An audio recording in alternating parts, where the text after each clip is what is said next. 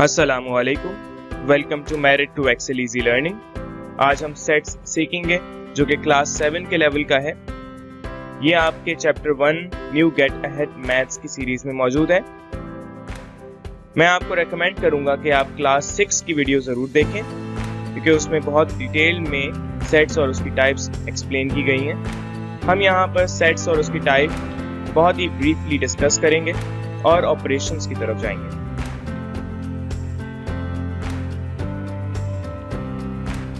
इस चैप्टर में हम सबसे पहले डेफिनेशन पढ़ेंगे सेट की बहुत ब्रीफली, क्योंकि आप क्लास 6 में ये कर चुके हैं।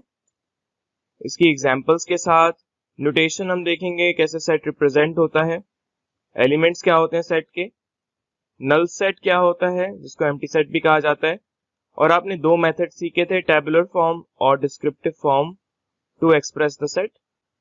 हम यहाँ पर सेट बिल्डर फॉर्म सीखेंगे और आपको फाइनाइट और इनफाइनाइट सेट के बारे में भी पता है। एक्सरसाइज 1.1 और 1.2 आप आराम से कर सकते हैं अगर आपके कॉन्सेप्ट क्लियर हैं सेट्स के, क्लास 6 में अगर आपने सही से पढ़ा है। एक्सरसाइज 1.3 जो कि बहुत इंपॉर्टेंट है, जिसमें हम सेट्स को सॉल्व करना सीखेंगे। ये वीकली होमवर्क है जो आपको स्कूल की तरफ से प्रोवाइड किया गया है। इसमें आपको कहा गया है कि एक्सरसाइज 1.1, 1.2, 1.3 सॉल्व कर लें और अपनी नोटबुक में लिख लें। इसके साथ साथ डेफिनेशन आपने करनी है तमाम टर्म्स जो इस्तेमाल की जाती हैं सेट्स में, जिसमें सेट और उसकी टाइप्स और सेट के operations. So what is set? A set is a well defined collection of objects. तो सेट एक कलेक्शन है, एक मजमुआ है, एक ग्रुप है उन चीजों का जो वेल डिफाइंड होती हैं।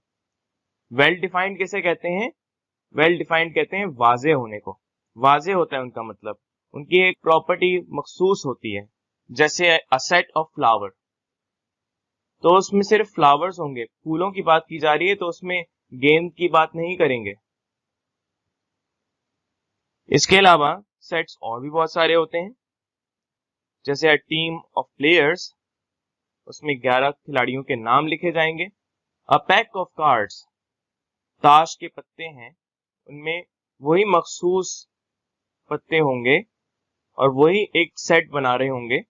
अब जैसे अ सेट ऑफ पॉपुलर क्रिकेटर्स, ये सेट वेल डिफाइंड नहीं है क्योंकि हम इसमें बता नहीं सकते कि वो कौन से पॉपुलर क्रिकेटर्स हैं, किस जगह के हैं।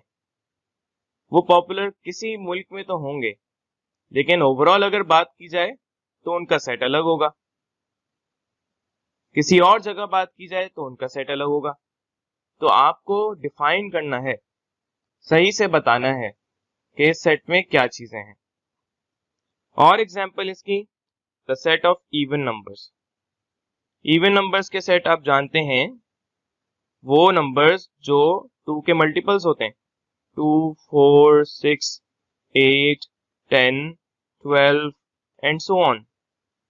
जो चीज चलती चली जाती है, हमें पता है, उसको हम कहते हैं सो ऑन, यानी इससे आगे और भी तादाद है।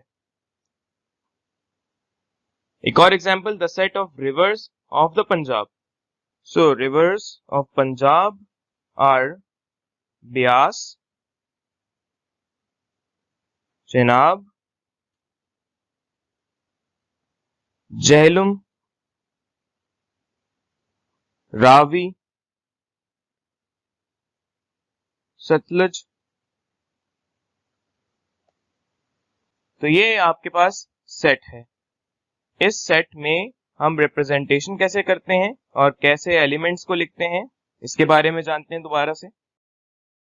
सेट्स की एक और एग्जांपल देखते हैं ताकि कॉन्सेप्ट क्लियर हो जाए। अगर हम केक्स ले लें बहुत सारे, यहाँ पर स्ट्रॉबेरी केक भी है, चीज केक भी है, रेड वेलवेट केक भी है, मैंगो केक भी है, सीजन चल रहा है मैंगो का, तो उसको एक जगह ग्रुप में कर दें तो ये ग्रुप बन जाएगा एक केक्स का, जिसको आ सेट ऑफ केक्स कह सकते हैं। इसी तरह से एक प्लेट है, उसमें बहुत सारी स्कूप रख दी है आइसक्रीम के, तो वो सेट ऑफ आइसक्रीम होगा। तो आई होप कि आपको सेट के कॉन्सेप्ट क्लियर हो चुके हों। तो हम आगे अब बढ़ते हैं। सेट की रिप्रेजेंटेशन बहुत इंपॉर्टेंट है और सेट को रिप्रेजेंट किया जाता है कर्ली ब्रैकेट्स में, और इस कर्ली ब्रैकेट्स के बीच में नंबर्स, अल्फाबेट्स, कोई भी नाम लिख दिए जाते हैं जो कि उसके मेंबर्स कहलाते हैं। इसको एलिमेंट भी कहते हैं। सेट को रिप्रेजेंट किया जाता है अमूमन कैपिटल लेटर्स से। मैथ्स में अगर आप लिखना चाहते हैं सेट को शॉर्ट फॉर्म में, तो आप कैपिटल ए लिख सकते हैं। अब आपने अल्फाबेट लिखने हैं, अल्फाबेट इंग्लिश के स्टार्ट होते हैं ए, बी, सी, डी, ई, और ये चलते जा रहे हैं, खत्म नहीं हो रहे। वैसे खत्म तो होते हैं, कहाँ तक खत्म होते हैं? जेड तक खत्म होते हैं। और इसको आप क्लोज कर दें तो ये सेट कहलाया जाएगा। अब जैसे यहाँ पर एग्जाम्पल है ए, ई, आई, ओ, यू, ये एलिमेंट्स हैं अगर किसी सेट के, तो आपको पता है कि वॉवल्स का सेट, फॉर एग्जाम्पल यहाँ पर लिखा है x equals to curly bracket A, E, I, O, U, so it is a well defined collection. इसको सेट बनाएंगे अगर, तो हमें लिस्ट आउट करना पड़ेगा कि A, E, I, O, U in curly brackets के बीच में है।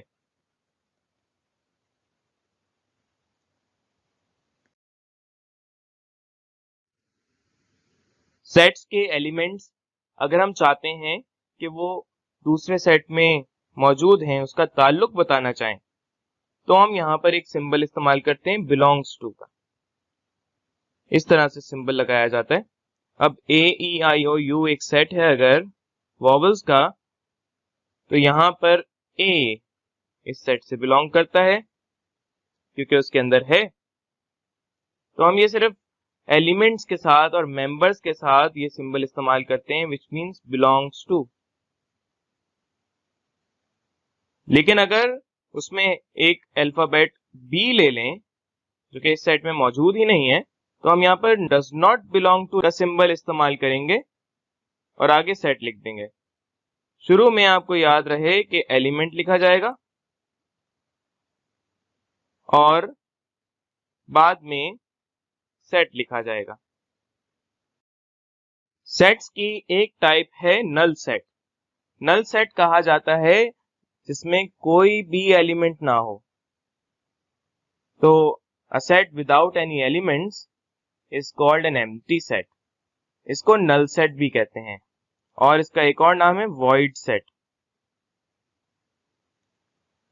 इसकी एग्जांपल हम इस तरह से ले सकते हैं कि कोई चीज अगर एग्जिस्ट ही नहीं करती, कोई चीज अगर है ही नहीं, तो वो नल सेट होगा। जैसे कि a set of cats with 2 tails. अब 2 दुम वाले जानवर तो होते ही नहीं है, तो इसके लिए हम ब्रैकेट्स बनाते हैं और उसके बीच में कुछ भी नहीं रखते, खाली होता है ये ब्रैकेट। या इसकी सिंबल इस्तेमाल की जाती है phi, which is a Greek letter. इस तरह से इसको प्रोनाउंस किया जाता है फाई। नल सेट को ना तो हम ब्रैकेट के बीच में 0 रखते हैं क्योंकि ये तो हमें तादाद बताता है। 0 एक वैल्यू है तो इसका सेट हो जाएगा। और अगर हम ये फाई इस ब्रैकेट में रख दें तो ये भी एक एलिमेंट मौजूद है, which is a Greek letter. Greece के लोग ग्रीक लैंग्वेज बोलते हैं, यूनान कहा जाता है इसको उर्दू जुबान में। तो ये नल सेट नहीं कहलाया जाएगा।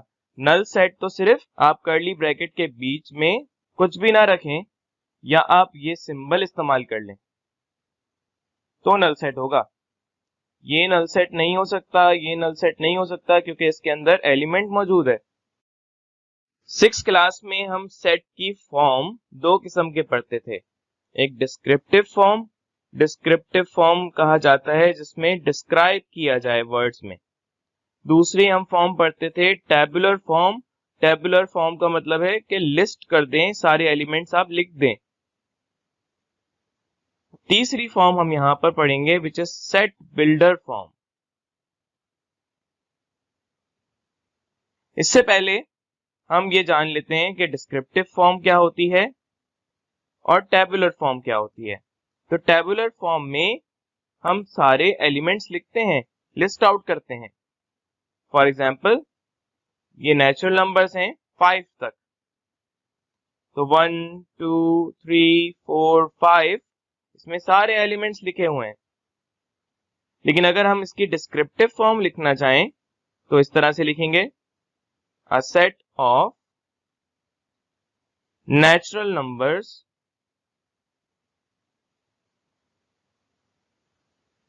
टिल 5 या लेस देन 6।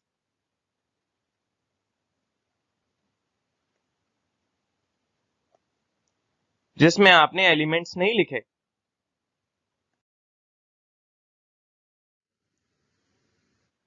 टेबुलर फॉर्म में ज्यादातर सेट्स को लिखा जाता है और ये बहुत ही आसान फॉर्म है। एक और एग्जांपल लेंगे। ये आपके पास सेट बी है जिसमें 2 4 6 सो ऑन 100 तक नंबर्स हैं। तो ये कौन से हो गए? अ सेट ऑफ इवन नंबर्स, क्योंकि ये मल्टीपल हैं 2 के, अप टू 100 तक।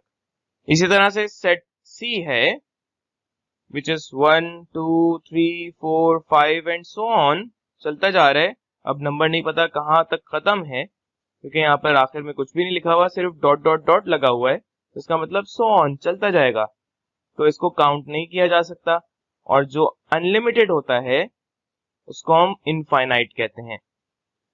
तो ये भी एक सेट है जिसको टेबुलर फॉर्म में लिख दिया गया है।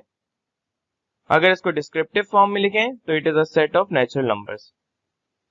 तो नंबर्स अगर लिख दिए जाएं तो वो चलते चले जाते हैं, लेकिन अगर लिमिट लगा दी जाए जैसे अप टू 100 या लेस देन 6 तो ये आपके पास फाइनाइट सेट कहलाते हैं, जिसको हम एक्सरसाइज 1.2 से पहले पढ़ेंगे।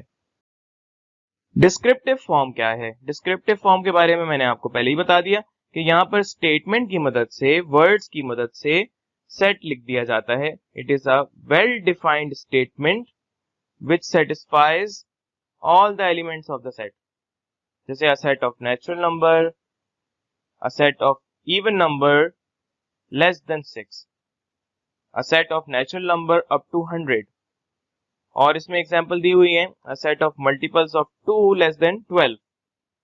तो मल्टीपल ऑफ 2 आपको पता है 2 के मल्टीपल्स कहते हैं 2 की टेबल में जो आने वाले होते हैं। तो a इज इक्वल टू वही इवन नंबर हो गए 2 4 6 8 10। अब 12 इसमें लेस देन लिखा हुआ है, तो जो लेस देन होता है उसको हम शामिल नहीं करते, तो 10 तक रहेगा। इसी तरह से सेट ऑफ नेचुरल नंबर, ये आप देख चुके हैं, बी है। तो नेचुरल नंबर को स्टार्ट करते हैं 1 2 3 4 5 6। अब ये कोई लिमिट ही नहीं है, जितने भी नंबर्स हो सकते हैं होंगे।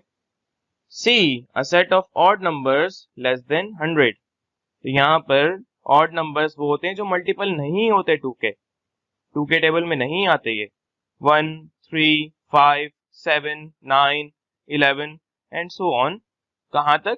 100 तक। अब 100 तो ऑड नंबर नहीं है, इवन नंबर है, तो उससे कम वाला 99 ऑड नंबर होगा। तो यहां तक सेट बना देंगे। सेट बिल्डर फॉर्म बहुत ही इंपॉर्टेंट फॉर्म है जो मैथमेटिशियंस बहुत ज्यादा इस्तेमाल करते हैं। इसमें आप कंडीशन बता देते हैं और मैथमेटिक्स की लैंग्वेज में लिखते हैं। इसमें कुछ इंपॉर्टेंट नोटेशंस इस्तेमाल की जाती हैं, जैसे ये साइन, उल्टा दाल और सीधा दाल। इसका मतलब है लेस देन, इसका मतलब है ग्रेटर देन। अगर हम ये इस्तेमाल करें किसी भी वेरिएबल के साथ और यहां पर लेस देन लिख दें 6, तो हमें ये बताना होगा कि वो किस नंबर से बिलोंग करता है। इसके बगैर हमें नंबर्स लिखने की इजाजत नहीं। तो अगर ये बिलोंग करता है नेचुरल नंबर से, नेचुरल नंबर का सेट क्या होता है? 1 2 3 4 5 6 7 एंड सो ऑन, खत्म ही नहीं होता। तो कहां तक होगा? Less then 6। 6 को हटा के जितने भी नंबर्स हैं वो होंगे। 6 से छोटा तो 6 शामिल नहीं होगा। इस तरह से अगर आप कहें x ग्रेटर देन 6, और x अब बताना पड़ेगा किस नंबर से ताल्लुक रखता है। नेचुरल नंबर है, और भी बहुत सारे नंबर्स होते हैं, odd numbers, even numbers, whole numbers.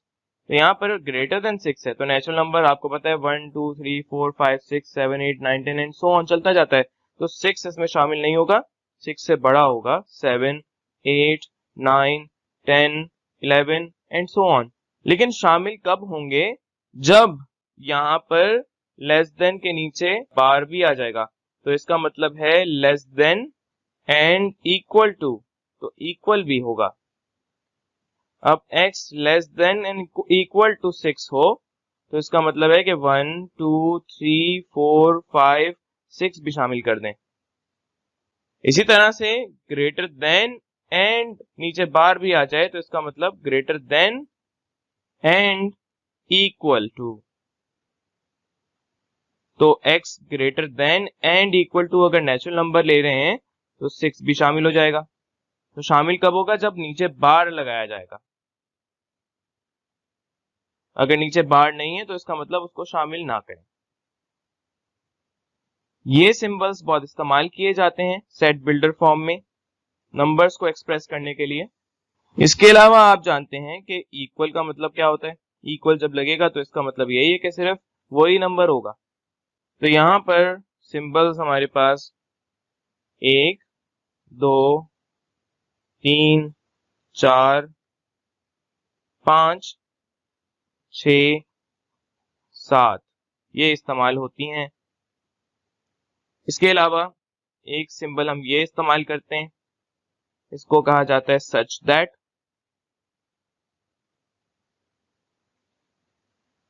अब यहाँ पर एक सेट बिल्डर फॉर्म अगर देखें तो क्या क्या चीजें होती हैं सेट बिल्डर फॉर्म में। इसमें एक ये वेरिएबल होता है जिससे हम शो करते हैं कि ये एलिमेंट उस सेट में मौजूद है, जो कि उसकी टाइप बताता है, कौन से टाइप का नंबर है। जैसे ये R लिखा हुआ है, इस R का मतलब है रियल नंबर। अगर N लिखा होगा तो उसका मतलब होगा नेचुरल नंबर। आपको पता है ये बिलोंग्स टू का साइन है। यहाँ पर ये बार एक लगा दिया गया है जिसका मतलब है सच दैट। ये सच दैट क्यों इस्तेमाल किया है, एक तो ये कि इसमें और बात करनी है नंबर की बिलोंगिंग के अलावा, हमें ये भी बताना है कि कहां से लेकर कहां तक नंबर्स होंगे, तो हम यहाँ पर बार ऐसा लगा देते हैं सच दैट, और फिर उसके आगे कंडीशन लिखी जाती है। इस कंडीशन में आप बताते हैं ग्रेटर देन है, लेस देन है, इक्वल है, greater than and equal to है, या less than and equal to है। तो यहाँ पर आप जानते हैं कि ये greater than and equal to का मतलब है कि 3 और उससे बड़ा। आइए इसकी और एग्जांपल लेते हैं। सेट बिल्डर फॉर्म करने से पहले नोटेशंस और नंबर सिस्टम का कॉन्सेप्ट क्लियर होना चाहिए। नोटेशंस तो आपको पता है कि हम कौन कौन सी इस्तेमाल करेंगे, belongs to, does not belongs to, such that. अच्छा ये अगर लगा दें तो एंड इसकी जगह लिखा जाता है, less than, greater than, less than and equal to, greater than and equal to, equal to. ये सारे सिंबल्स हम यूज करते हैं सेट बिल्डर फॉर्म में। इसके साथ साथ कुछ और इंपॉर्टेंट सेट्स हैं जो इस्तेमाल किए जाते हैं नंबर्स को एक्सप्रेस करने के लिए, जिसमें आपको इवन नंबर के बारे में तो पता है कि ये मल्टीपल ऑफ 2 होते हैं जो 2 के टेबल में आते हैं, 2 4 6 8 एंड सो ऑन। ये नंबर अनलिमिटेड हैं, इनफाइनाइट हैं, इसीलिए आगे डॉट डॉट डॉट लगा है। ऑड नंबर्स जो 2 के टेबल में नहीं आते, 1 3 5 7 9 and so on. Prime numbers आपको पता है कि वो नंबर जो सिर्फ अपने टेबल से डिवाइड होते हैं, अपने नंबर से डिवाइड होते हैं, दूसरे नंबर से डिवाइड नहीं होते। तो ये स्टार्ट ही होता है 2 से, 3 5 7 अपने नंबर से डिवाइड होते हैं। इसमें 4 नहीं आया क्योंकि 4 2 से भी डिवाइड होता है, 4 अपने से भी डिवाइड होता है। 6 नहीं आया, 6 2 से भी डिवाइड होता है, 3 से भी डिवाइड होता है, और 6 अपने नंबर से भी डिवाइड होता है। तो ये प्राइम नंबर्स हैं। इसके बाद 11 के बाद 13 और भी बहुत सारे नंबर्स हैं जो प्राइम हैं। नेचुरल नंबर सबसे पहले नंबर्स जो आते हैं बहुत ही सिंपल नंबर्स हैं, 1 2 3 4 5 6 7 8 एंड सो ऑन, जो काउंटिंग के लिए इस्तेमाल किए जाते थे और किए जाते हैं। होल नंबर्स में 0 को इंट्रोड्यूस करवा दिया जाता है और बाकी ये नेचुरल नंबर्स की तरह ही है। इंटीजर्स में नेगेटिव नंबर्स भी आ जाते हैं, -1, -2, -3।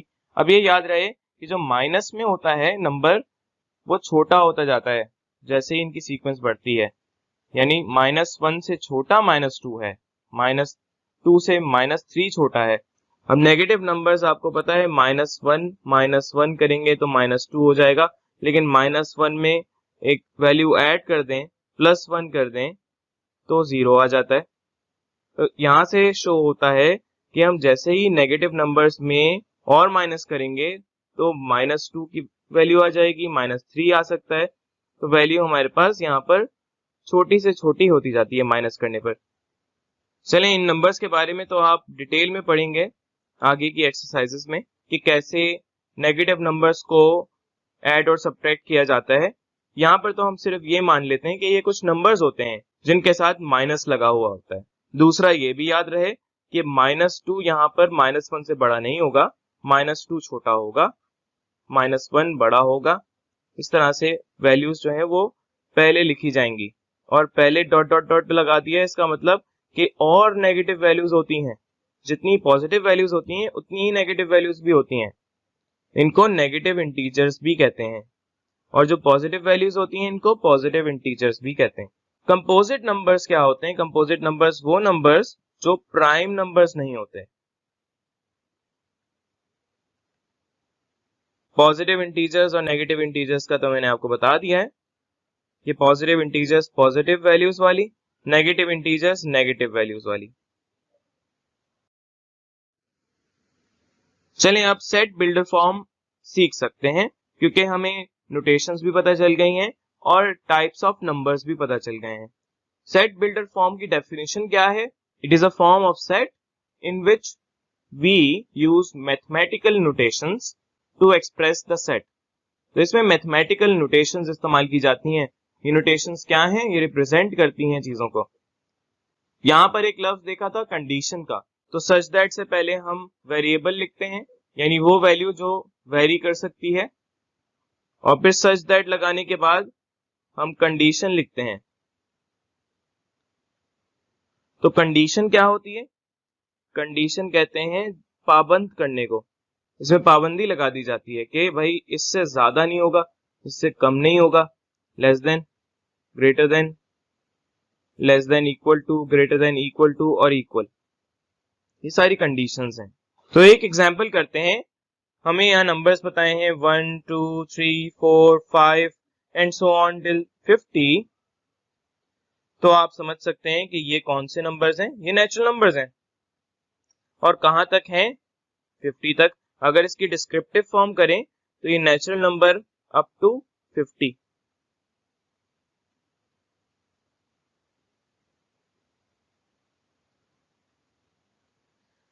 लेकिन नोटेशंस का इस्तेमाल अगर करते हैं तो हमें यहाँ पर पहले कोई भी एलिमेंट लेना पड़ेगा। कुछ भी लिख सकते हैं, x लिख सकते हैं, y लिख सकते हैं, z लिख सकते हैं, a लिख सकते हैं, लेकिन ज्यादातर x लिखा जाता है। वेरिएबल के लिए ज्यादातर x इस्तेमाल किया जाता है। तो अब यहाँ पर कंडीशन लगाएंगे such that x belongs to natural number. Natural number का सेट होता है n। अब यहाँ पर और अगर बातें लिखनी है तो एंड x जो है it is less than and equal to 50। इस तरह से लिख सकते हैं। ये आपके पास सेट हो गया, सेट बी। और भी इसके तरीके हैं, जैसे यहां पर लिखा हुआ है 1 less than and equal to x is less than and equal to 50। इसका मतलब क्या होता है कि 1 less than and equal to x less than and equal to 50, ये हमें रेंज बता दी जाती है कि यहां से लेकर यहां तक होगा। इसका मतलब है कि ये 1 से स्टार्ट होगा और ये लेस देन है तो ये एंड होगा। तो इस तरह से भी लिख सकते हैं, लेकिन हमें पता है कि नेचुरल नंबर तो 1 से ही स्टार्ट होते हैं, तो हमने यहाँ पर 1 लिखने की जहमत ही नहीं की। ये भी ठीक है। इस तरह से एक और एग्जांपल लेंगे विच इज 2 4 6 8 10 12 14, ये क्या है? ये इवन नंबर्स हैं, तो इवन नंबर्स का सेट ई से रिप्रेजेंट किया जाता है। अच्छा, यहां पर हम ये भी लिख सकते हैं कि x is an even number. Belonging की जगह थोड़ा सा डिस्क्रिप्टिव फॉर्म भी इस्तेमाल कर सकते हैं, लेकिन अगर इसको प्योर फॉर्म में लिखना है, सेट बिल्डर फॉर्म में लिखना है, तो हम यहां पर लिखेंगे x एक वैल्यू है, कोई भी एलिमेंट है, such that x belongs to even number, and के लिए यहां पर सेमीकोलन इस्तेमाल करते हैं, x is less than and equal to 14। तो 14 तक है, ये 14 भी शामिल करना चाहते हैं। लेकिन अगर आप यहां पर less than and equal to नहीं लिखना चाहते, तो आप सिर्फ लेस देन लिख दें, लेस देन 15 लिख दें, लेस देन 16 लिख दें, तो वो शामिल ही नहीं होगा। अब 15 तो होता ही नहीं है, तो उससे छोटा 14 ही है, तो 14 उसमें शामिल हो जाएगा। लेकिन 15 हो ही नहीं सकता क्योंकि इवन नंबर ही नहीं है। लेकिन अगर 16 लिखेंगे तो 16 इवन नंबर है, लेकिन ये less than and equal to का साइन ना होने पर ये 16 शामिल नहीं होगा। तो कोई भी नंबर को बताने के लिए हम सबसे पहले क्या करते हैं, कोई भी एक अल्फाबेट लिखते हैं स्मॉल लेटर में, एक्स इस्तेमाल किया जाता है ज्यादातर।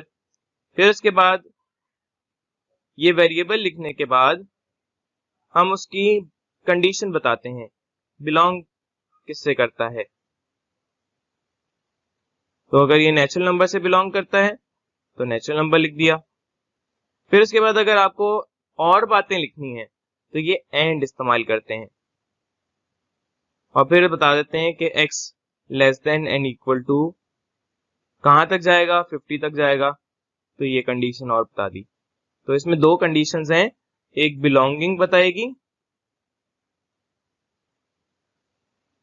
और एक लिमिट बताएगी कि कहां तक जाएगा।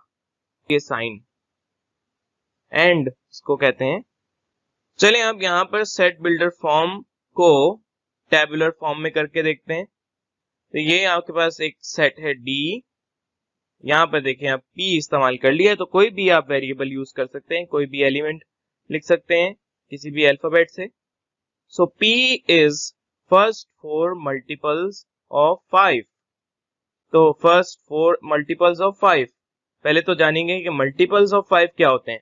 Multiple of 5, 5 1s are 5, 5 2s are 10, 5 3s are 15, 5 4s are 20। तो फर्स्ट 4 कहाँ है, 1 2 3 4, तो ये मल्टीपल्स हैं, इनको आप लिख लें सेट में। नेक्स्ट है a set in which y such that y is multiple of 3 and y belongs to natural number। तो ये बता दिया कि नेचुरल नंबर से ताल्लुक रखता है लेकिन मल्टीपल ऑफ 3 है। तो मल्टीपल ऑफ 3 कहां तक जाएगा, बहुत सारे नंबर्स हो सकते हैं। तो 3 1s are 3, 3 2s are 6, 3 3s are 9, 3 4s are 12, 3 5s are 15 and so on, चलता चला जाएगा, क्योंकि इसमें ये नहीं बताया कि कहां तक है। पहले तो बता दिया था कि फर्स्ट 4, लेकिन यहां सिर्फ बताया कि बिलोंग कहां तक करता है। तो जरूरी नहीं है कि लिमिट बताई जाए, अगर लिमिट बताई नहीं जाएगी तो अनलिमिटेड हो सकता है। तो कुछ एग्जांपल्स यहां पर हैं, जैसे कि सिंध, पंजाब, बलूचिस्तान, NWFP जिसको अब खैबर पख्तूनख्वा कहा जाता है, क्या है ये, इसमें हर एलिमेंट बताया हुआ है, हर नाम लिखा हुआ है, तो ये टेबुलर फॉर्म है। इसकी अगर डिस्क्रिप्टिव फॉर्म लिखें तो it is a set of provinces of Pakistan. इसी तरह से 2 4 6 एंड सो ऑन, इसमें एलिमेंट बताए गए हैं, और ये डिस्क्रिप्टिव फॉर्म में लिखें तो it is a set of all even numbers. Similarly 0 1 2 3 4 ये होल नंबर्स हैं। तो अपनी नोटबुक में आपने डेफिनेशंस लिखनी है। अब तक जो सीखा है, set, null set, tabular form, descriptive form, set builder form, जो कुछ भी मैंने लिखा है वो सब कुछ आप लिखें। इसके अलावा आपने एग्जाम्पल्स लिखनी है, 3 एग्जाम्पल्स लिखी जाती हैं कम से कम। और अब एक्सरसाइज 1.1 हम कर रहे हैं, तो इसको भी आपने नोट करना है। क्वेश्चन नंबर 1 में हमें बताना है कि ये ट्रू है या फॉल्स है। और यहाँ आप देख सकते हैं कि कौन सी सिंबल यूज की गई है, एक तो ये और एक ये। इसका मतलब है बिलोंग्स टू, कि ये बिलोंग करता है किसी सेट से, और ये डज नॉट बिलोंग। तो हमें यहाँ पर बताना है कि ये ट्रू है या फॉल्स है। तो बस एक एक लाइन लिखनी है इन सवालात के बाद। तो पहले तो सेट देख लें क्या है। सेट यहाँ पर दिया हुआ है, if a is equal to 2 3 5 7। तो यहाँ पर क्या क्या है सेट A में? सेट A में 2 3 5 7 है, तो हम कह सकते हैं 2 3 5 7 ये सब बिलोंग करते हैं सेट A से, सब सेट A में मौजूद हैं। तो ट्रू क्या हुआ? पहला वाला देखें तो 2 बिलोंग्स टू A। दूसरा वाला देखें 3 does not belong to A, this is wrong, यहाँ पर तो है। 5 does not belong to A, this is wrong, यहाँ तो बिलोंग करता है। 9 does not belong to A, बिल्कुल सही है क्योंकि 9 तो है ही नहीं। 7 बिलोंग्स टू A, सही है बिल्कुल। 13 does not belong to A, 13 तो नंबर है ही नहीं। 3 बिलोंग्स टू A, नंबर है, ट्रू। 6 बिलोंग्स टू A, 6 यहां पर है नहीं है, गलत हो गया। यहां पर अब डिस्क्रिप्टिव फॉर्म दी हुई है और आपसे कहा गया है कि टेबुलर फॉर्म लिखिए। तो मैं आपको 1-2 क्वेश्चंस करवाऊंगा और फिर आपको ये बाकी करने होंगे खुद से। तो पहला यहाँ पर है natural number less than 12, set A है। अब आपने ये पूरा सवाल उतारना है, उसके बाद आपने टेबुलर फॉर्म बनानी है। तो नेचुरल नंबर्स क्या होते हैं? 1 2 3 4 5 6 7 8 9 10 11। क्या 12 आएगा? या तो लेस देन 12 लिखा है, अगर लेस देन लिखा हो सिर्फ तो 12 नहीं आएगा। Less than and equal to लिखा हो तो 12 शामिल करेंगे। अच्छा, इसको इस तरह से भी लिख सकते हैं 1 2 3, उसके बाद सो ऑन 11 तक। लेकिन अगर आपके पास ये एक लाइन में आ रहा है तो आप इसको पूरा लिखें। Question number B, set of odd numbers less than 15। तो ऑड नंबर्स क्या होते हैं? वो नंबर्स जो मल्टीपल नहीं होते 2 के। 1 3 5 7 9 11 13 15। तो कहां तक लिखेंगे? 15 से छोटा है तो 13 तक लिखेंगे, 15 शामिल नहीं होगा।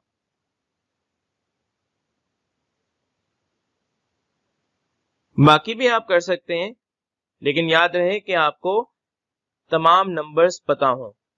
इवन नंबर क्या होते हैं, प्राइम नंबर क्या होते हैं, होल नंबर क्या होते हैं, ये सब आपको पता होने चाहिए। चलिए, एक्सरसाइज खत्म हुई। हम यहाँ पर ये 2 टाइप्स करेंगे, फाइनाइट सेट और इनफाइनाइट सेट। लेकिन सेट की 3 टाइप्स होती हैं, finite set, infinite set and null set. Null set आपने जो पहले किया वो भी टाइप है, तीसरी टाइप है। इसके अलावा और भी टाइप्स हैं जो हम यहाँ पे डिस्कस करेंगे। तो फाइनाइट सेट क्या होता है? फाइनाइट होता है जिसकी तादाद मखसूस होती है, लिमिटेड होता है, अनलिमिटेड नहीं होता। इसकी वैल्यू कहीं से शुरू होती है और कहीं तक खत्म होती है, जबकि इनफाइनाइट अनलिमिटेड होता है, इसकी वैल्यू खत्म नहीं होती। नल सेट में कोई भी एलिमेंट नहीं होता। तो फाइनाइट सेट की एग्जांपल्स हैं 6 7 8 9 10 11। ये नेचुरल नंबर्स हैं, 6 से स्टार्ट हो रहे हैं और 11 तक खत्म हो रहे हैं। 10 12 14 एंड सो ऑन 24। अगर ये सो ऑन लिखा हुआ है तो इसका मतलब ये नहीं है कि ये इनफाइनाइट है। ये तब तक इनफाइनाइट नहीं होगा जब तक इसका स्टार्ट और एंड है। अब यहाँ पर स्टार्ट ये 10 से हो रहा है, 12 है, 14 है, तो ये इवन नंबर्स हैं, और ये 24 पर एंड हो रहा है, तो इसके बीच में बहुत सारे नंबर्स आएंगे। इसी तरह से एक नंबर वाला, एक एलिमेंट वाला सेट आपको पता है सिंगलटन सेट कहलाता है। फाइनाइट सेट को काउंट किया जा सकता है, लेकिन इनफाइनाइट सेट में लातादाद होते हैं, तो इनको काउंट नहीं किया जा सकता। और इसमें dot dot dot so on लिखने के बाद कोई नंबर नहीं होता। एक्सरसाइज 1.2 में आपने सिर्फ यही बताना है कि कौन सा फाइनाइट है और कौन सा इनफाइनाइट है। तो क्वेश्चन नंबर ए, इसमें 4 एलिमेंट्स हैं, 1 2 3 4 काउंट किए जा सकते हैं, तो ये फाइनाइट है। लेकिन क्वेश्चन नंबर बी, यहाँ पर डॉट डॉट डॉट लिखा हुआ है, तो ये सीरीज चलती जा रही है, इसका कोई एंड नहीं है, तो ये इनफाइनाइट है, इसको काउंट नहीं कर सकते। इसी तरह से आपने बाकी भी करने। अब ये जी और एच, इसमें प्राइम नंबर्स का जिक्र है, तो प्राइम नंबर्स आपको पता है वो नंबर्स जो डिवाइड अपने नंबर से होते हैं लेकिन दूसरे नंबर से नहीं होते। लेकिन यहाँ पर लेस देन ज्यादातर फाइनाइट हो सकते हैं, क्योंकि लेस देन यहाँ पर नंबर 10 से छोटे, लेकिन ग्रेटर देन फाइनाइट नहीं हो सकते कभी। अगर आपको सिर्फ ग्रेटर देन लिखा हो, prime numbers 2 3 5 7 11 and so on. अब यहाँ पर 10 से छोटा कहा है, तो 10 शामिल हो ही नहीं सकता, क्योंकि 10 प्राइम नंबर ही नहीं है। तो 10 से छोटा 7 तक है, तो यहां तक सेट बना लेंगे। तो इसमें काउंट करें 1 2 3 4, 4 एलिमेंट्स हैं, तो ये फाइनाइट है। लेकिन अगर सिर्फ ग्रेटर देन लिखा हो, तो यहाँ पर ये इनफाइनाइट हो सकता है। कैसे? 2 3 5 7 11 13 17 एंड सो ऑन। तो 10 से बड़े इसको हटा दें, बाकी ये सेट होगा, तो इसमें आपके पास डॉट डॉट डॉट है, खत्म नहीं हो रहा नंबर, तो ये इनफाइनाइट है।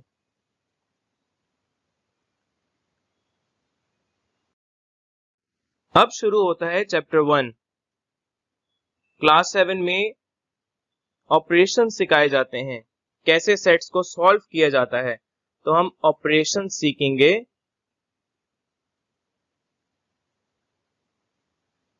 Of sets. So what are the operations of set?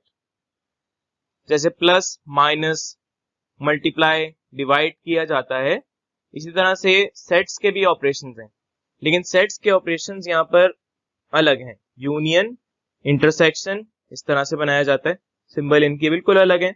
Difference, और भी बहुत सारे ऑपरेशंस हैं, लेकिन हम यहाँ पर सिर्फ ये पहले 3 सीखेंगे। So number 1, union of 2 sets. Union का मतलब है कॉम्बिनेशन, कंबाइन करना। 2 सेट्स अगर आपको दिए हैं, तो उनको अगर हम कंबाइन कर दें, तो वो उसकी यूनियन कहलाई जाएगी। जैसे यहां पर सेट ए है, Sunday, Monday, Tuesday, Wednesday. Set B है, थर्सडे, फ्राइडे, सैटरडे। तो ए को कंबाइन करना है बी के साथ, हम इस तरह से लिखते हैं। ए एक सेट है, बी एक सेट है, उसके बीच में ये यूनियन लगा देते हैं। तो इससे क्या होता है? इससे संडे, मंडे, ट्यूसडे, वेडनेसडे पहले सेट के आगे और एलिमेंट्स लग जाते हैं, थर्सडे, फ्राइडे, सैटरडे।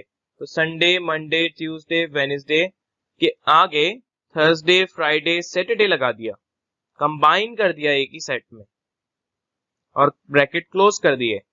तो ये ए और बी का यूनियन कहलाया जाएगा। अब एक और एग्जांपल है, इसमें एक सेट है ए बी सी और एक सेट है बी सी डी। यहां पर ए बी सी कंबाइन कर दिए जाएंगे, बी सी डी लिख दिया जाएगा आगे। लेकिन अगर इसमें वो एलिमेंट्स पहले से मौजूद हैं, तो हम उनको नहीं लिखते, तो सिर्फ इजाफी लिखा जाएगा जो डी है। जो सेट बन रहा है x यूनियन y, x को कंबाइन किया है y के साथ, तो ए बी सी एक्स के पास था और वाई के पास बी सी और डी है, तो सिर्फ इजाफी इसमें डी आया। हम 2 दफा इसमें बी और सी को नहीं लिखेंगे। एक और एग्जांपल है, ए यूनियन बी निकालिए, फाइंड ए यूनियन बी। आपके पास सवाल इसी तरह से आया करेगा, when A is equal to 1 2 3 and B is equal to 2 3 4। तो यहाँ पर 1 2 3 ए के पास है, बी के पास 2 3 4 है, तो इजाफी क्या है 4। तो जो सेट बनेगा A union B is equal to 1 2 3 पहले है, 4 इजाफी है, तो उसमें शामिल हो गया। हमने कंबाइन कर दिया दोनों को। इसको हम लिखते कैसे डिस्क्रिप्टिव फॉर्म में, union of A and B, इस तरह से लिखते हैं।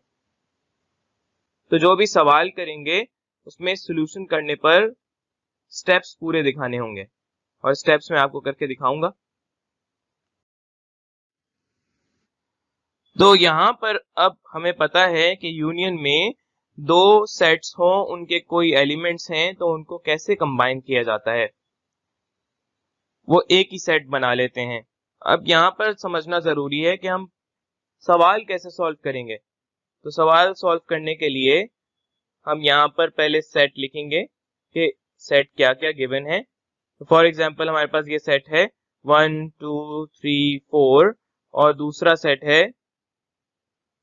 2 3 4 5 6।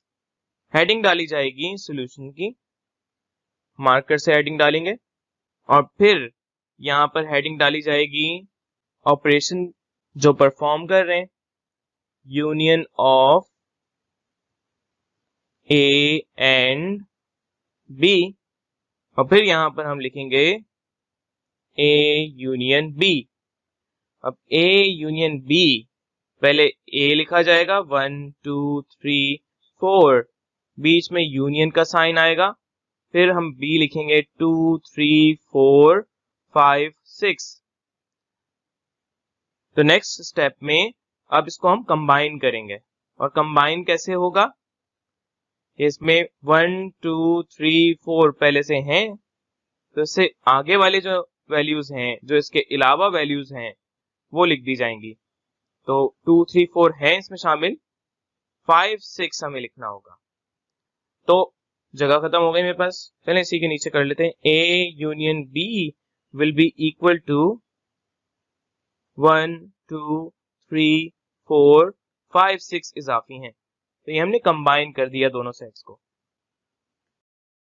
सेकेंड ऑपरेशन कहलाया जाता है इंटरसेक्शन, और इंटरसेक्शन में 2 सेट्स में जो कॉमन होता है उनका सेट बना दिया जाता है। जैसे यहां पर अगर देखें तो कॉमन आपको क्या दिख रहा है, एक ये है और एक ये है, तो इन दोनों को हमने एक सेट में लिख दिया, एक सेट में बना दिया। तो intersection of 2 sets is a set of common elements.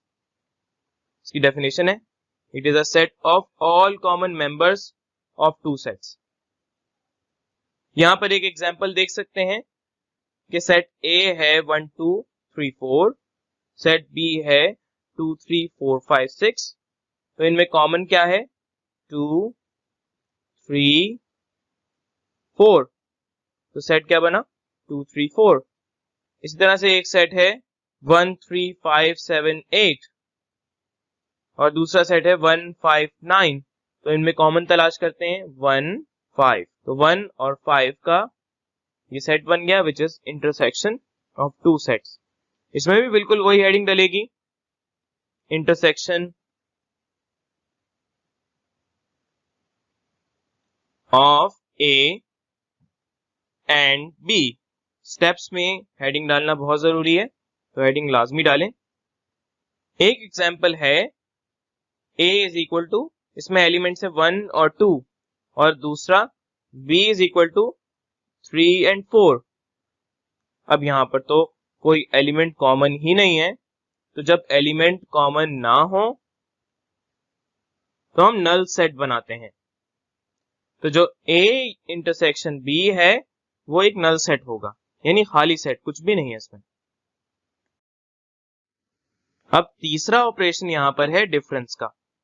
तो डिफरेंस में क्या किया जाता है, हम यहाँ पर पहले सेट को तरजीह देते हैं और पहले सेट में जो एलिमेंट्स हैं उनको निकाल देते हैं जो दूसरे सेट में मौजूद होते हैं। तो इसकी डेफिनेशन क्या है कि it is a set of those elements of A that are not in set B. पहले सेट में वो एलिमेंट्स जो सेट दूसरे में नहीं है। तभी तो जब डिफरेंस लिया जाता है तो पहले सेट में वो एलिमेंट्स निकाल देते हैं जो दूसरे सेट में होते हैं, तो कौन सा बचेगा, वो एलिमेंट जो नहीं होगा दूसरे सेट में। एग्जाम्पल से इसको क्लियर करते हैं। तो एक सेट दिया हुआ है 1 2 3 4, दूसरा सेट दिया हुआ है 2 3 4 5 6। तो क्या क्या इसमें मौजूद है, 2 इसमें है, 3 इसमें है, 4 इसमें है। क्या नहीं है दूसरे सेट में, 1 नहीं है, तो इसका जो डिफरेंस होगा वो क्या होगा, 1।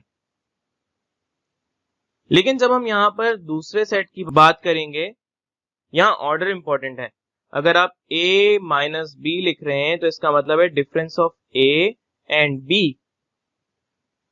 तो यहां पर हमारे पास एक बचा, लेकिन b माइनस a अगर लिखा जाएगा तो फिर b को तरजीह दी जाएगी, और b में क्या मौजूद है जो a में नहीं है, 5 और 6। चलिए इसको थोड़ा सा स्टेप वाइज करने की कोशिश करते हैं अब। तो कैसे आपने करना है, पहले सेट लिखना है a और b, फिर सॉल्यूशन की हेडिंग डालनी है, फिर हमें यहां पर लिखना है difference of a and b। अब यहां पर a माइनस b लिखेंगे तो पहले a लिखा जाएगा। चलें दूसरा सवाल करते हैं। तो उसमें a है 1 3 5 7 8 माइनस b है 1 5 9। तो इसमें से क्या क्या निकाल रहे हैं, इसमें 1 है निकाल दिया, 5 है निकाल दिया, 9 नहीं है। तो पहले हम a को देखेंगे, a में क्या है जो b में नहीं है, 3 7 8। तो यहां पर a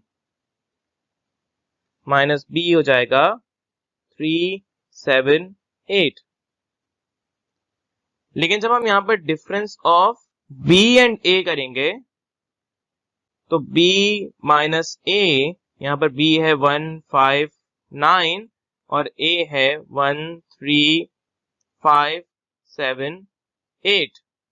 तो 1 निकल गया, 5 निकल गया, 9 नहीं है। क्या चीज नहीं है दूसरे सेट में, 9 नहीं है। तो देख रहे हैं कि यहाँ पर a माइनस बी करें तो अलग सेट आ रहा है और b माइनस a करें तो अलग सेट आ रहा है।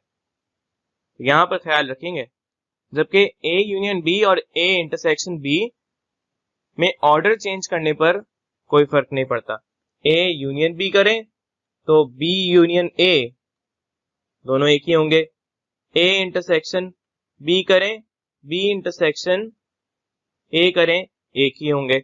लेकिन a difference b, b difference a बराबर नहीं हो सकते। ये 3 ऑपरेशंस हमने सीख लिए जो बहुत इंपॉर्टेंट थे। एक ऑपरेशन रहता है जिसके लिए हम यहाँ पर टाइप्स ऑफ सेट्स और देखेंगे। एक डिसजॉइंट सेट कहलाया जाता है। डिसजॉइंट सेट्स दरअसल रिलेशन बताता है, ये ताल्लुक बताता है दो सेट्स में। तो इसकी डेफिनेशन क्या है कि if there is no elements in common the two sets are called disjoint sets. दो सेट अगर A और B हैं तो वो डिसजॉइंट सेट कहलाए जाएंगे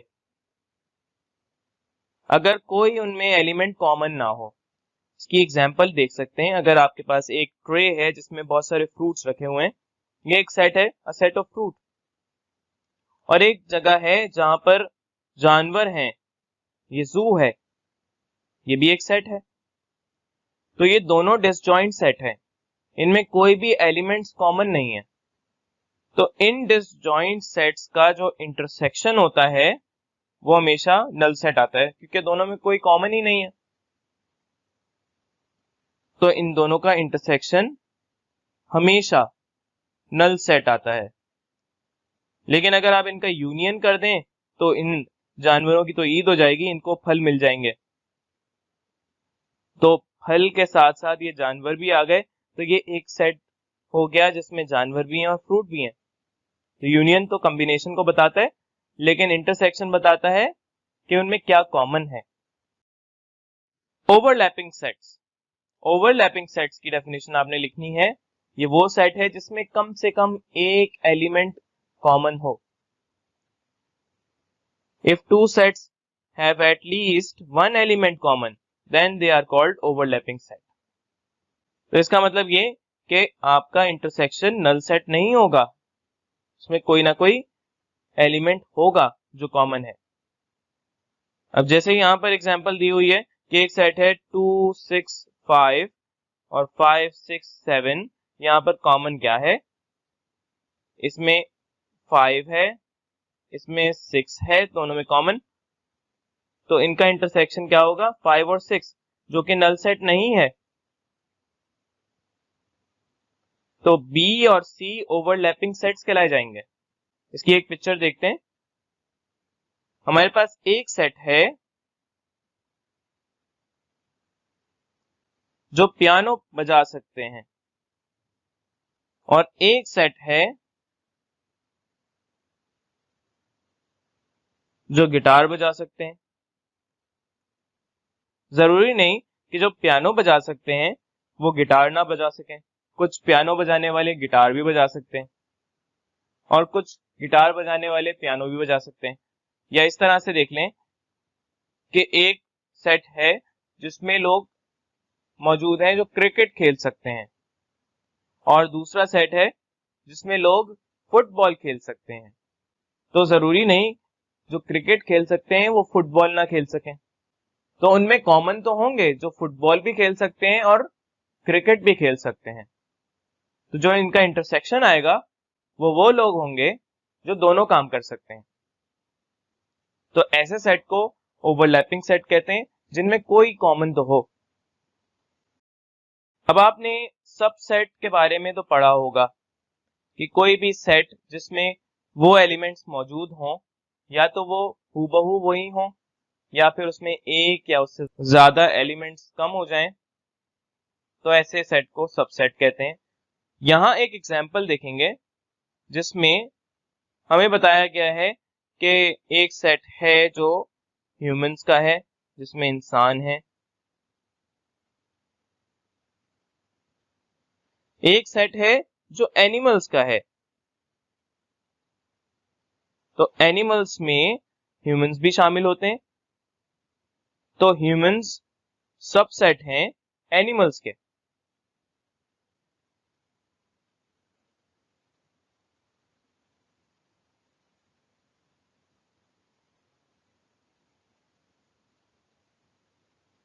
एक सेट हम और देख सकते हैं जो प्लांट्स का है। इसमें सारे दरख्त, फूल, पौधे आते हैं। ये प्लांट्स एनिमल से डिफरेंट हैं, तो हम ये कह सकते हैं कि एनिमल्स और प्लांट्स डिसजॉइंट सेट हैं। जो सबसेट होता है वो ओवरलैपिंग सेट भी हो सकता है, क्योंकि देखिए ह्यूमंस जो हैं वो एनिमल्स में पाए जाते हैं। किंगडम एनिमेलिया में ह्यूमंस भी आते हैं। लेकिन आपने ये पढ़ा था कि दो किस्म की चीजें होती हैं, लिविंग थिंग्स और नॉन लिविंग थिंग्स। तो लिविंग थिंग्स में इंसान, जानवर और फूल, पौधे सब आते हैं। तो इन तमाम सेट्स की जो कॉम्बिनेशन है, इसके अलावा अगर कोई सेट मौजूद नहीं है और एक बड़ा सेट बना लिया जाए तो इसको यूनिवर्सल सेट कहा जाता है। It is a set in which all elements are included, which consists of all elements of all the sets is called universal set। और यूनिवर्सल सेट एक सुपर सेट होता है,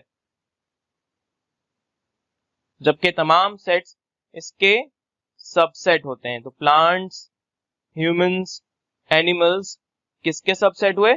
लिविंग थिंग्स के।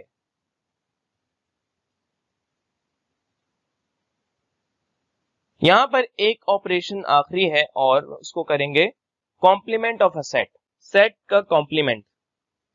तो complement हम कहते हैं ऐसा सेट जिसमें वो चीजें मौजूद नहीं हैं जो यूनिवर्सल सेट में है।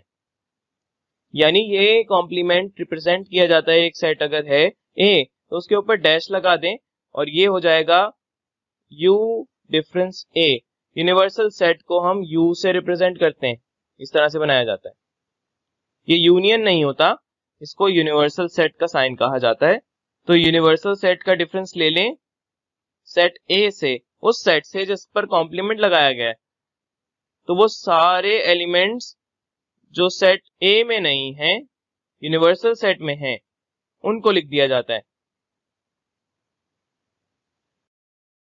सो एक्सरसाइज 1.3 का पहला सवाल है जिसमें हमने ये बताना है कि ए यूनियन बी और बी यूनियन ए दोनों में सेट्स एक जैसे बनेंगे।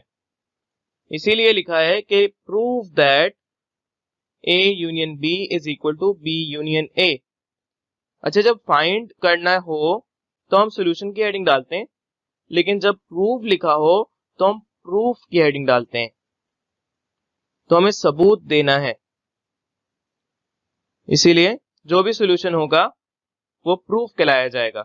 चलिए एक सवाल मैं आपको समझाता हूं कैसे इसको करना है।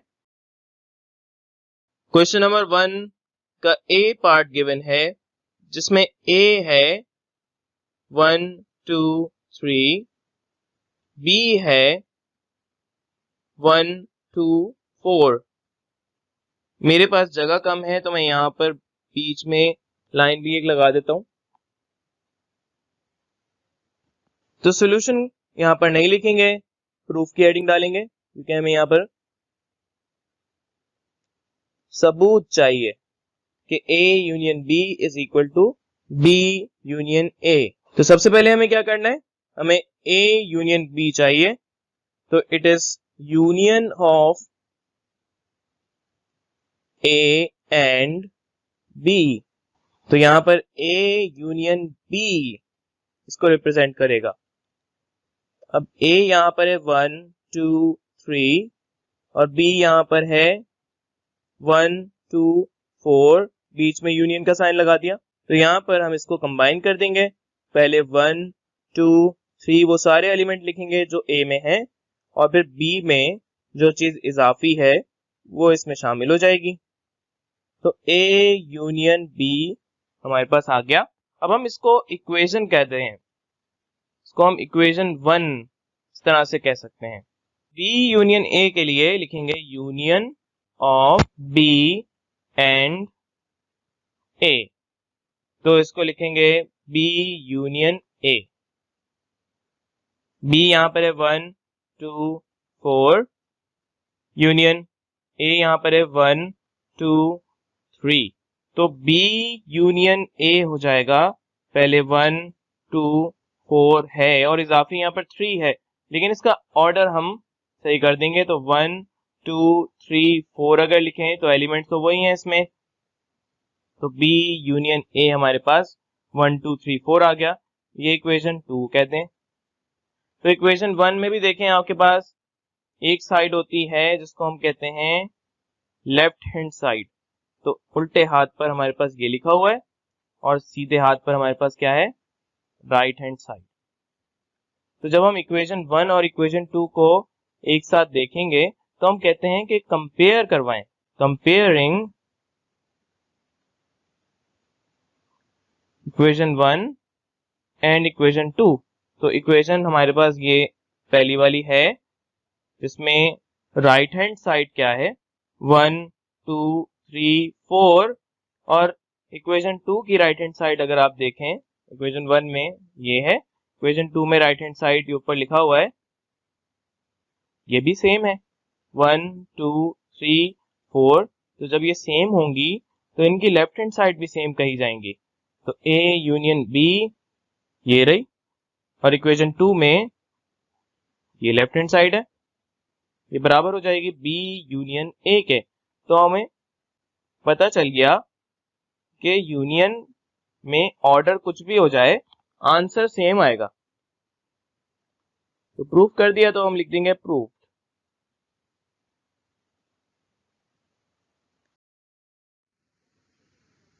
तो अब यहाँ पर इंटरसेक्शन का एक सवाल है और इंटरसेक्शन में हमें यहाँ पर प्रूफ करना है कि A इंटरसेक्शन B बराबर है B इंटरसेक्शन A के। बिल्कुल इसी तरह से हम इंटरसेक्शन भी परफॉर्म करेंगे और A इंटरसेक्शन B में ये सिंबल इस्तेमाल किया जाता है 0 1 2, बीच में इंटरसेक्शन का साइन लगाएंगे 1 2 3, सेट B है। इनमें कॉमन क्या है? कॉमन यहाँ पर 1 है, कॉमन यहाँ पर 2 है, तो हम यहाँ पर A intersection B is equal to 1, 2, ये दो एलिमेंट्स कॉमन है तो इनको हम लिख देंगे सेट्स में।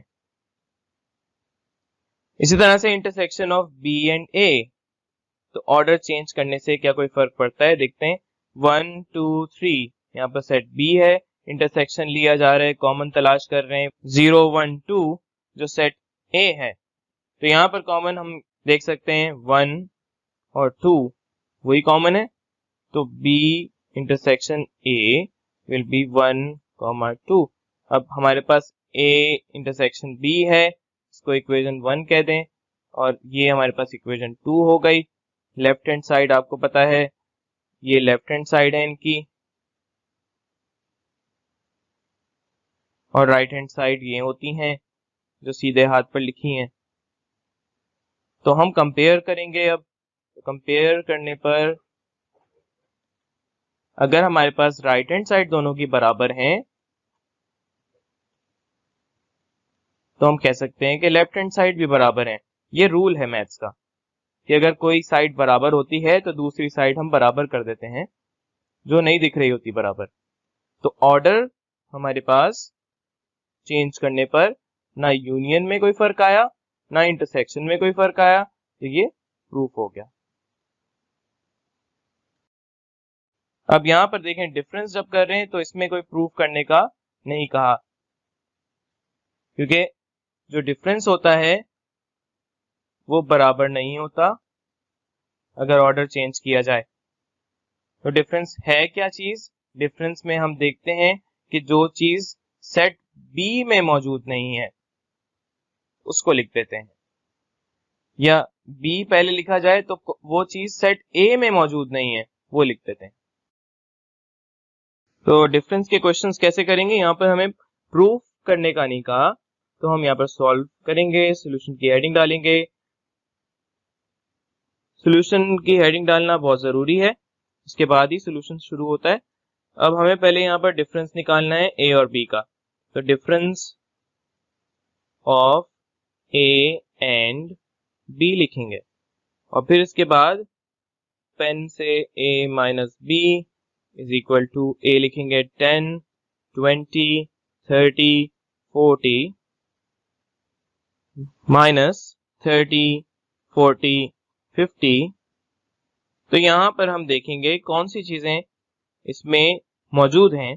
30 है निकाल देंगे, 40 है निकाल देंगे, और सिर्फ पहले सेट में देखेंगे कि कौन सी चीजें दूसरे सेट में नहीं है। तो 10 और 20 नहीं है, तो हम यहाँ पर जब डिफरेंस लेंगे तो ये हो जाएगा 10 20।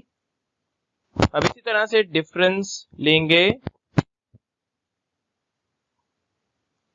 B और A का, तो B माइनस A, यहाँ पर B पहले लिखेंगे 30 40 50 माइनस A 10 20 30 40।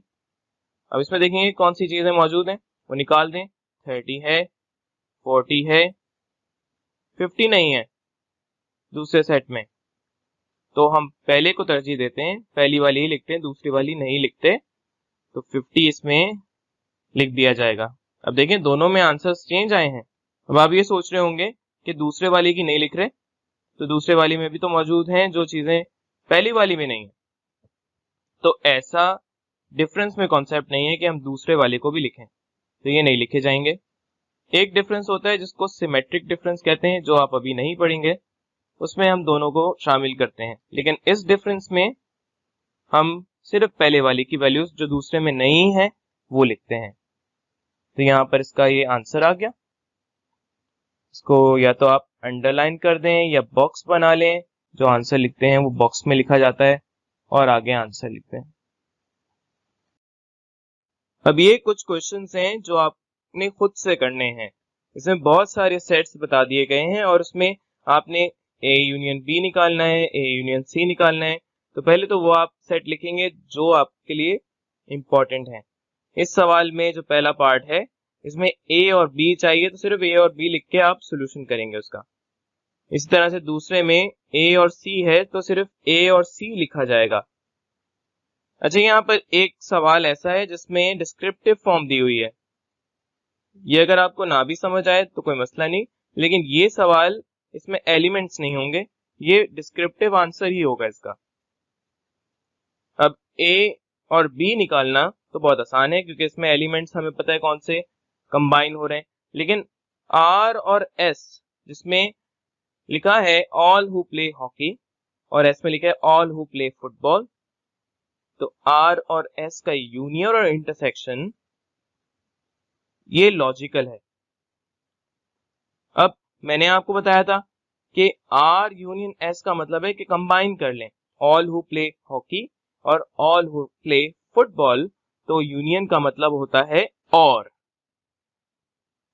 इंटरसेक्शन का मतलब होता है एंड। ये कंप्यूटर साइंस में इनको लॉजिक गेट्स में इस्तेमाल किया जाता है, लॉजिकल आंसर्स होते हैं ये। तो इसका जो लॉजिकल आंसर होगा वो मैं आपको बता देता हूं, इसको सिर्फ समझ लीजिएगा।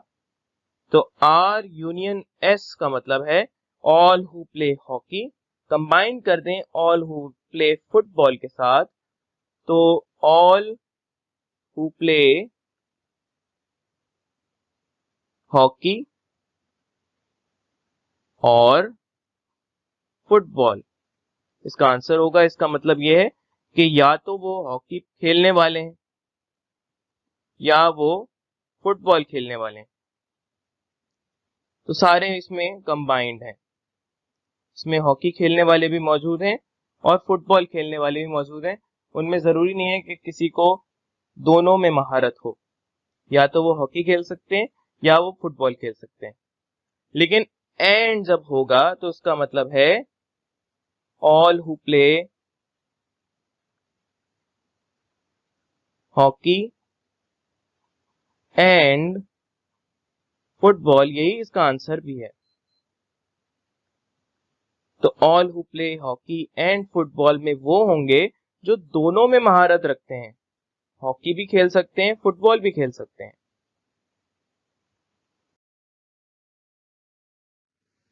यहां पर हमने यूनिवर्सल सेट के बारे में तो पढ़ा, लेकिन यूनिवर्सल सेट और कॉम्प्लीमेंट ऑफ अ सेट की एग्जांपल्स नहीं की। चलिए यूनिवर्सल सेट एक दफा और कर लेते हैं। सेट होता है जिसमें सारे सेट होते हैं, वो तमाम सेट्स का सुपर सेट होता है। अगर एक सेट है ए जिसमें है आपके पास 1 2 3 4, एक सेट है बी जिसके आपके पास एलिमेंट्स हैं 2 4 6, एक सेट है सी जिसमें एलिमेंट है 1 5।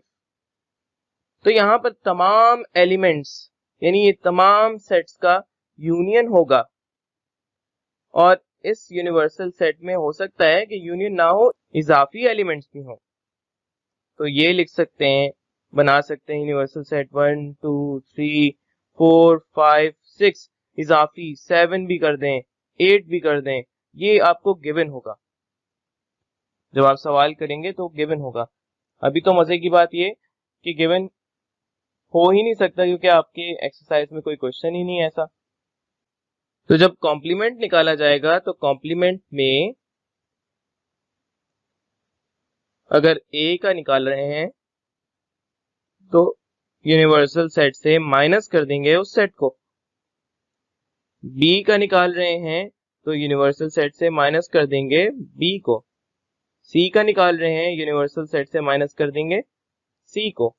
अब यूनिवर्सल सेट से माइनस करना है तो हमें पता है यूनिवर्सल सेट अभी लिखा था 1 2 3 4 5 6 7 8 माइनस कर दें 1 2 3 4 तो इसमें से कौन से कैंसिल हो रहे हैं 1 इसमें है 2 निकाल दें 3 निकाल दें 4 निकाल दें तो बचेगा क्या वो चीजें जो ए में मौजूद नहीं 5 6 7 8 तो ए का कॉम्प्लीमेंट इसका मतलब ये है कि ये ए का वो सेट है जो उसमें एलिमेंट्स नहीं है।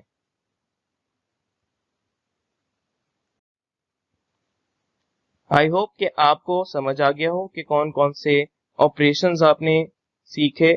यूनियन सीखा आपने, इंटरसेक्शन आपने सीखा, डिफरेंस आपने सीख लिया, इंटरसेक्शन से आपने पता लगाया कि कॉमन कौन से एलिमेंट्स होते हैं, डिसजॉइंट सेट क्या होता है, ओवरलैपिंग सेट क्या होता है, इसके अलावा कॉम्प्लीमेंट क्या होता है। तो ये सारी चीजें आपकी नोटबुक में होनी चाहिए। अपना बहुत ख्याल रखें। अल्लाह हाफिज।